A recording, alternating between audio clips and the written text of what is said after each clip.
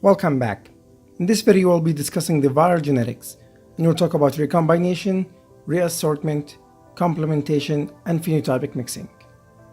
By the end of this video you'll know what these terms mean and you'll be able to differentiate between them. So first let's talk about reassortment. So let's assume that we have two populations of viruses, virus blue and virus red.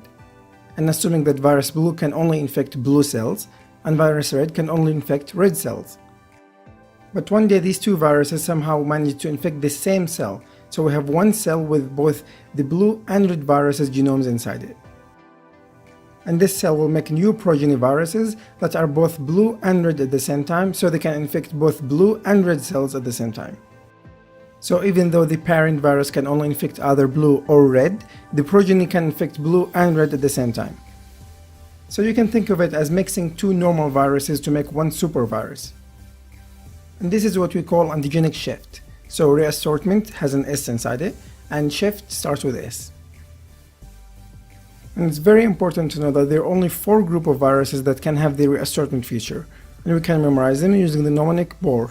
So B for bunny virus, O for orthomyxovirus, which is the seasonal influenza, and A for arenavirus, and R for reovirus. So these are the only 4 groups of viruses that can mush together and make a supervirus. And since we're talking about the antigenic shift, let's talk about the antigenic drift. Antigenic drift is caused by random mutations in the viral structure and genome, which will create a new virus over time.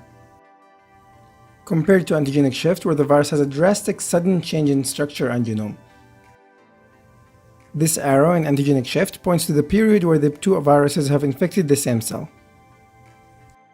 So in other words, antigenic drifts are gradual change in the viral structure and genome over a very long time, and antigenic shift is a drastic change over a very short time.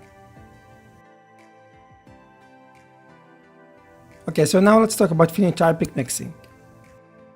So back to our previous sketch, we have the blue virus that can only infect blue cells, and we have the red virus that can only infect red cells, and somehow we managed to put two viruses in the same cell. And similarly, the progeny viruses will have the structure or feature of both red and blue, and thus can infect both blue and red cells, so they have high infectivity.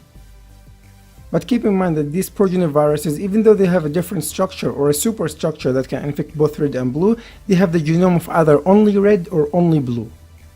So their progeny viruses will go back to the normal states of either being completely blue or completely red. So you can think of phenotypic mixing as making a temporary supervirus. Recombination is simply mixing two parts of different chromosomes.